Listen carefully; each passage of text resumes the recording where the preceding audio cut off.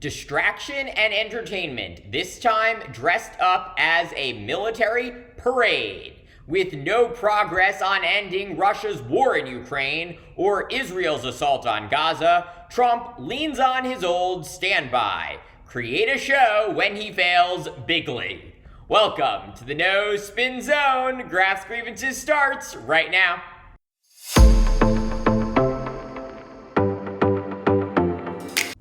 I alone can fix it. That was Trump's go-to line during his 4 years out of power. And then he won re-election, promising, among other things, that he'd end the war in Ukraine, quote, in 24 hours upon taking office. At times, he even claimed he could get it done before Inauguration Day. Before I even arrive at the Oval Office shortly after we win the presidency, we win. It's all of us. We're going to win it together. I will have the horrible war between Russia and Ukraine settled. I know both of them very well. Now, more than 125 days into his second term, that promise was clearly a bold-faced lie. Over Memorial Day weekend, Russia launched one of its most intense missile and drone assaults of the war, killing at least 12 people and injuring dozens more across Ukraine. It was the second large-scale attack in 2 nights, and the third in a week. Proof that Moscow isn't interested in peace. According to the New York Times, ceasefire talks have gone nowhere. Putin has dragged negotiations out, attaching demands Ukraine can't possibly accept. And after weeks of bluster and grandstanding, Trump is now backing off. Last week, he told President Zelensky of Ukraine and later European allies that Ukraine and Russia would have to, quote, work it out themselves. This just days after Trump insisted that only he and Putin had the clout to broker peace. Trump also backed away from a coordinated sanctions effort, leaving Europe to go it alone. The result? Exactly what Putin wanted: American disengagement, a weakened NATO, and no consequences for increasing escalation on Ukraine. Since day one, Trump has focused more pressure on Ukraine than on the aggressor, Russia. But even after Trump offered up key concessions, including hints that Ukraine would never join NATO and might need to give up land, Putin still refused to play ball. Trump, the self-proclaimed master of the deal, is learning the hard way peace isn't something you can bluff your way into. And his strategy now appears to be walking away and blaming others. Trump even admitted his earlier promise to end the war in 24 hours was, quote, a little bit sarcastic. That sarcasm comes at a cost. Trump has not approved a single new military aid package for Ukraine. He hasn't committed to spending the $3.85 billion already authorized by Congress.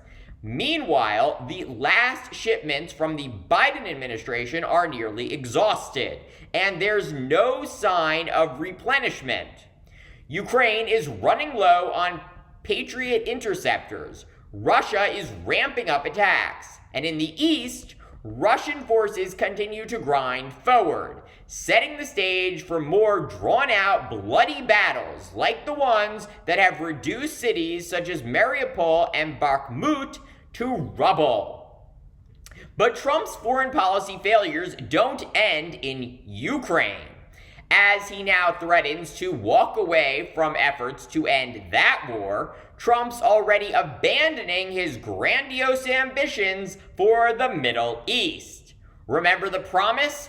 On the 2024 campaign trail, the 34-time convicted felon declared he'd bring, quote, peace to the Middle East. When I return to the White House, we will quickly restore stability in the Middle East, and we will return the world to peace. And remember the phrase, peace through strength. Well, how's that going, Donald? Israel is now preparing for a full-scale ground offensive in Gaza. For over 2 months, Israel blocked all aid, food, fuel, and medicine to the enclave.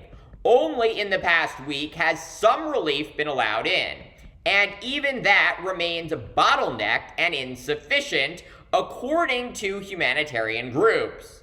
Israeli Prime Minister Benjamin Netanyahu has promised a crushing military campaign to eliminate Hamas, despite the fact that after more than 18 months of war, Hamas remains active and the humanitarian toll has exploded. In Israel, families of hostages are begging for a ceasefire to save their loved ones. In Gaza, over 53,000 people have been killed, according to Palestinian health officials. That number includes thousands of civilians, and many of them children. Direct talks between Israel and Hamas are non-existent. Trump, he says he's talking to Israel and wants the situation to end quickly. But Trump has offered no plan, no leadership, and no pressure. Meanwhile, the U.S. continues to funnel billions in military aid to Israel, enabling the very operations now leveling Gaza. Israeli troops now control roughly 40% of the territory. The Air Force continues to strike targets, including just this week a school turned shelter that Israel claimed housed militants. Trump has given Netanyahu, a far-right leader increasingly beholden to extremists, the green light to carry out a campaign that's failing to destroy Hamas, but succeeding in magnifying a humanitarian catastrophe. Nearly every Gazan is now displaced. Families cycle through rubble and tents, struggling to survive with dwindling supplies of food, water, and medical care.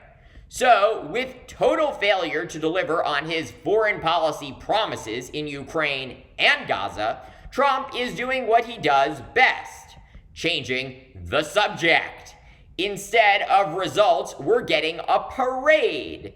You've probably heard by now, Trump is planning a massive military parade through the streets of Washington, D.C. for his 79th birthday on June 14th. It's no coincidence that the date also marks 250 years since the founding of the Continental Army. According to the New York Times, the spectacle will include 28 Abrams tanks, each weighing 70 tons, 28 Skylar armored personnel carriers, more than 100 other military vehicles, a World War II era B-25 bomber, 6,700 soldiers, 500 helicopters, 34 horses, two mules, and apparently one dog. Much of this equipment will need to be shipped in by train or flown in, because nothing says military readiness like tanks on parade in peacetime. The Army estimates the cost between $25 million and $45 million, though that doesn't include damage to city infrastructure, police overtime, or cleanup. And while $45 million is a drop in the bucket compared to Trump's proposed $1 trillion Pentagon budget, it comes at the same time his administration is slashing funding for education, healthcare, and public assistance. Traditionally, America holds military parades to mark victory after the Civil War, after World War I, and World War II, for example. So what exactly are we celebrating now?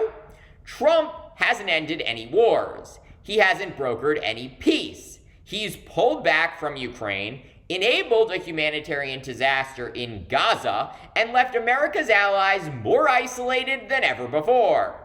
This isn't about honoring the military. It's not about history. It's about distraction.